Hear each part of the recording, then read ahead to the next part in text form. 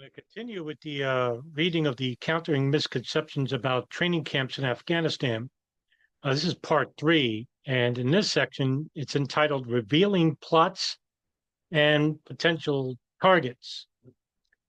And you'll see it here. This is from the CIA's own briefing regarding the uh, rendition and detention and torture of detainees suspected of being Al Qaeda or the Taliban.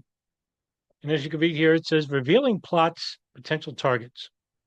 One of the fallouts of detaining these additional terrorists have been the unearthing and at least temporary thwarting of a number of Al Qaeda operations in the United States and overseas. And I'm going to read a counterpoint to this by the Committee Study of the Central Intelligence Agency's Detention and Interrogation Program, which was headed under Senator Dianne Feinstein. And it goes back to the point I made in the prior two videos about taking this with a grain of salt. Possible nuclear threat to the United States. In some of the most groundbreaking information on Al Qaeda collected in 2004, detainee Sharif al Masri, also known as Abu Hamza, provided at least 11 intelligence reports on nuclear and biological issues relating to Al Qaeda. May have revealed a new nuclear threat to the United States homeland associated with Al Qaeda's key explosive experts, Abu Abd al Rahman al Mujahir. Now, it's going to talk about something that's related to Khalid Sheikh Mohammed as well. In the original plot for the planes operation, the 9/11 operation, if we're to believe that this meeting took place between Khalid Sheikh Mohammed, Dr. Ayman al Zawahiri, and Osama bin Laden in December of 1999, that I'm sorry, October of 1999, that the original idea posed by Khalid Sheikh Mohammed was to hijack 10 planes and have them crash all over the intercontinental United States. This was an idea born from the Bajinka plot, where they would have 12 planes and have bombs on them. But an additional section of that plot was to hijack 10 planes, which would have dwarfed whatever what happened on 9/11. Nevertheless, one of those targets was posed by Khalid Sheikh Mohammed as a nuclear facility. And bin Laden didn't like the idea, saying it would be too crazy or something like that, which always stuck with me. Like, isn't that the whole point? Right? Well, anyway, Sharif's debriefings indicated that he was aware of recent and possibly ongoing efforts to move an unspecified nuclear bomb into the United States, possibly via Mexico, which is ridiculous in its own right. Through this discussion in February of 2004 with Mujahir. This reporting confirmed and fleshed out redaction, reporting from 2004 about a plan to move people into the United States through Mexico. Now, that's true, that they wanted to reach the borders. This was after 9/11. I mean, there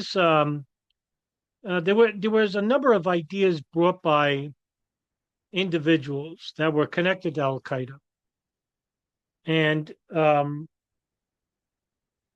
it's a very interesting notion that you would have individuals connected with Al Qaeda that wanted to, go through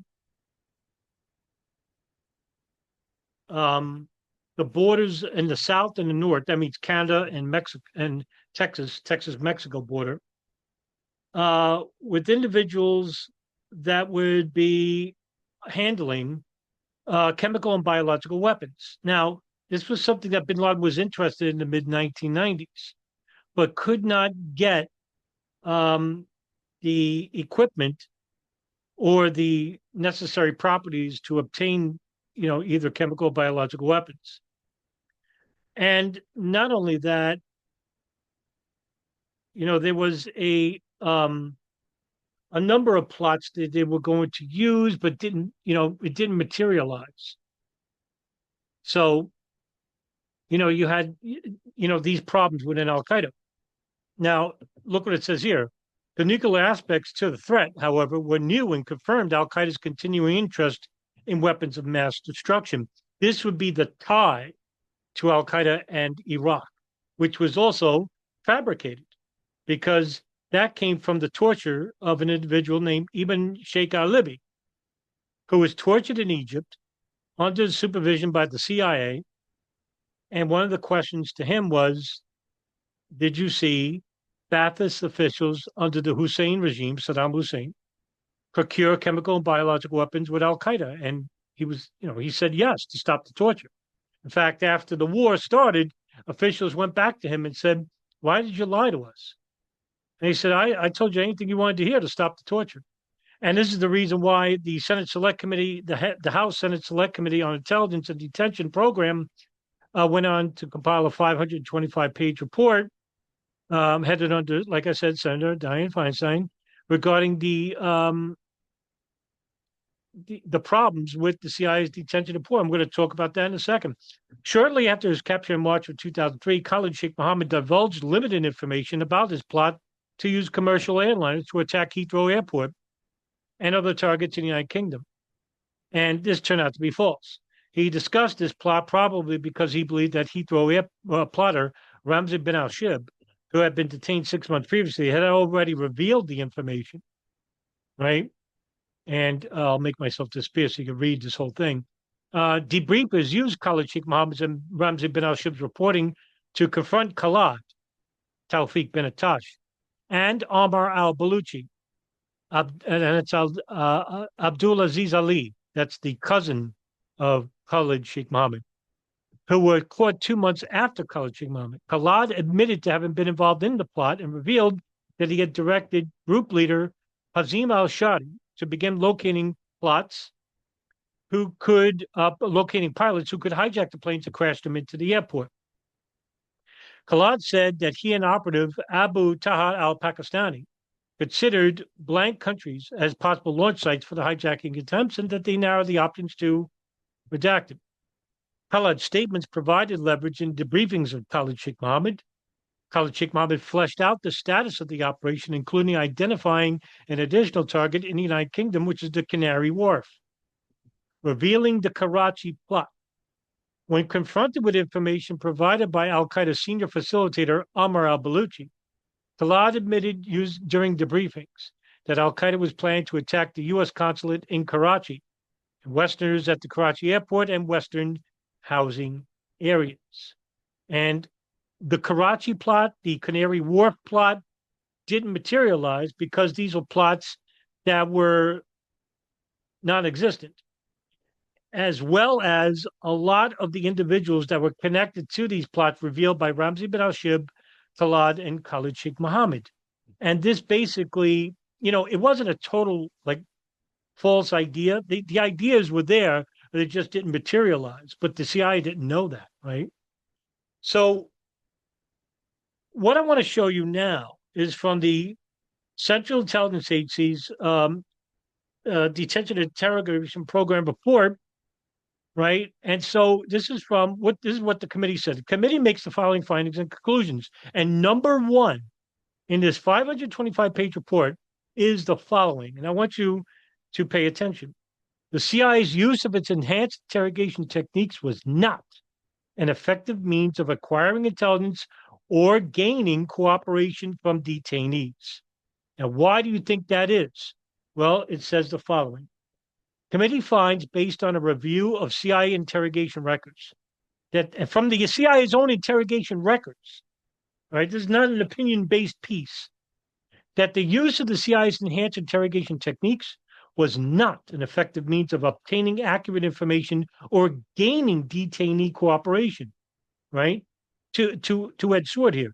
For example, according to CIA records, 7 of the 39 CIA detainees known to have been subjected to the CIA's enhanced interrogation techniques provided no intelligence while in CIA custody.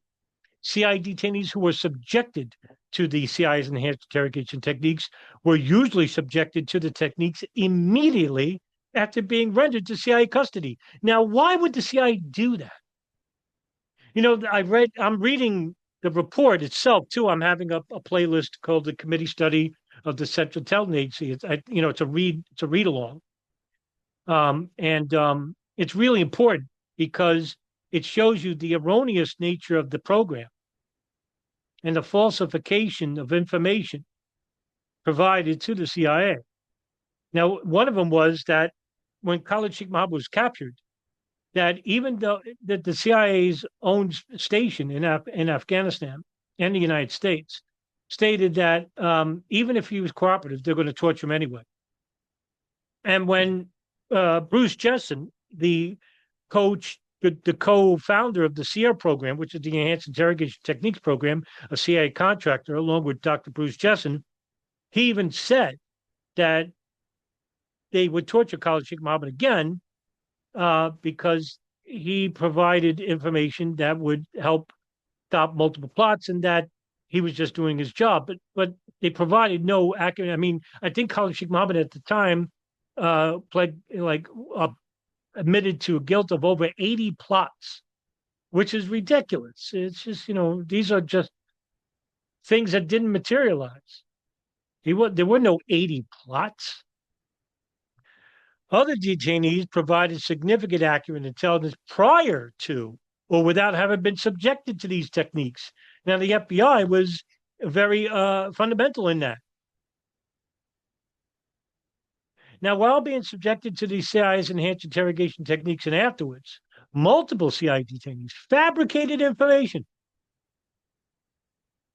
resulting in faulty intelligence. Detainees provided fabricated information on critical intelligence issues, including the terrorist threats, which the CIA identified as its highest priorities, which is what I just read you. The Karachi and Canary Wharf plots were considered high priority, but they were false. As numerous times throughout the CIA's detention and interrogation program, CIA personnel assessed that the most effective method for acquiring intelligence from detainees, including from detainees the CIA considered to be the most high value, was to confront the detainees with information already acquired by the intelligence community.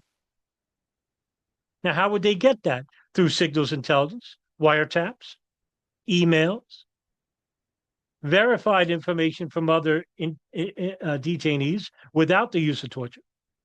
CIA officers regularly called into question whether the CIA's enhanced interrogation techniques were effective, assessing that the use of the techniques failed to elicit detainee cooperation or produce accurate intelligence.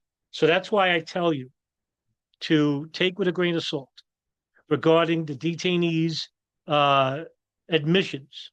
And this is the main reason why we have not had a trial for the Guantanamo 5, which is now down to 3, because the 2 people that are not, that were deemed mentally unfit were Ramzi bin al-Shib, who was first, and then Omar al-Baluchi. Baluchi's confessions were thrown out of court. And I've interviewed one of his co-counsel, Alka Pradhan, who's a genuine, kind human being and human rights lawyer.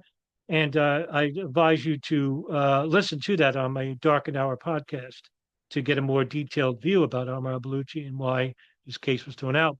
But the other 3, which is Tawfiq bin Atash Khalad, Mustafa al-Hawsawi, and Khalid Sheikh Mohammed, are still in limbo. And so thank you very much for tuning in to this edition of the Countering Misconceptions About Training Camps in Afghanistan. And I'll see you in the next video, everybody. Everybody have a great weekend. Take care.